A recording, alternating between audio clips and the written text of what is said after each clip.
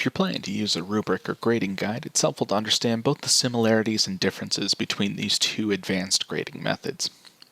To look at the similarities first, both rubrics and grading guides transparently communicate your expectations of quality to the students.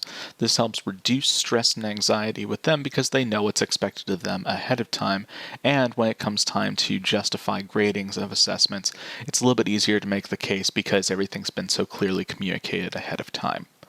They can also be reused throughout your courses, so while you would go through some initial effort to build a rubric or grading guide in your course, you would be able to reuse it on multiple assessments within that course and then import it into other courses in the future.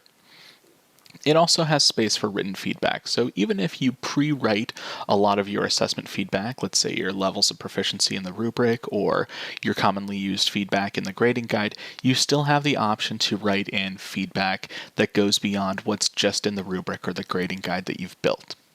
In terms of differences to help understand when you might use one over the other, the rubric is a larger table. It contains criteria in the first column, and across the columns it has levels of proficiency. So there are clear descriptions for the students what different levels of proficiency in terms of performance on that assessment will look like.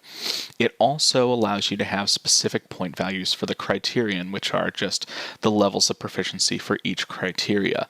This is one major factor between rubrics and grading guides, and it's a difference that some faculty use as a deciding point for whether they're going to use one or the other.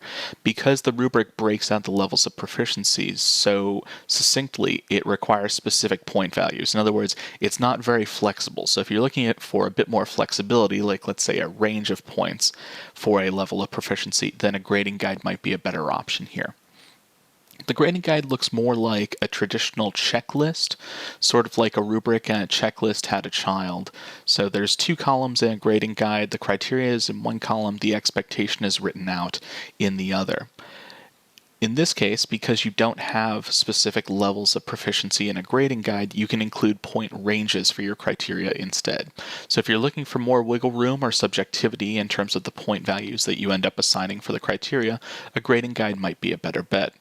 So one primary benefit of the rubric is that it does describe all possible levels of quality for the criteria that you're measuring. That can help give the students a fuller picture of what the expectations are for them and the quality of their work. It also makes grading quicker as a result. Indeed, you'll see in later videos, if you use a rubric to grade student assignments, as an example, you simply have to click the cell of the level of proficiency that matches up with the quality of their work. That's really all there is to it. So when it comes time for grading, you can move very quickly if you're using the rubric. However, some faculty have found it challenging to have to use a specific point value for each level of proficiency rather than having the wiggle room of a point range that might give them a bit more flexibility in terms of what they assign to student work. The grading guide, on the other hand, does have the benefit of being able to save and insert commonly used feedback. Traditionally, this might come in with the rubric and a different level of proficiency, but it can also work very well in the grading guide. So if you find yourself saying the same things over and over again when you're evaluating student work, you can save that feedback to easily insert it into the grading guide when you're assessing student work. You can also use a range of points for the criteria, so some faculty find that to be more flexible when they're looking for a bit more wiggle room in terms of which point value they want to assign for a student's performance for a particular piece of criteria. But on the other side, it's less descriptive than a rubric, so it may be harder for the students to understand ahead of time what the expectations of them are, and it might lead to more questions for you.